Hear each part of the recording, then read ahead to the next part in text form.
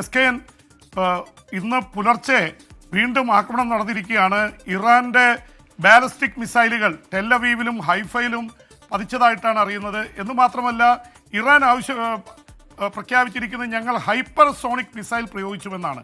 അപ്പോൾ hypersonic missile ഉള്ളത് റഷ്യയ്ക്കും അമേരിക്കയ്ക്കും ചൈനയ്ക്കുമൊക്കെയാണ്. അപ്പോൾ ശബ്ദത്തേക്കാൾ വേഗതയിലുള്ള മിസൈൽ, ഹൈപ്പർസോണിക് മിസൈൽ പ്രയോഗിച്ചു എന്ന് പറയുമ്പോൾ ഒരുപക്ഷെ റഷ്യ ഇറാന് ഹൈപ്പർസോണിക് മിസൈലുകൾ കൊടുത്തിട്ടുണ്ടാവണം.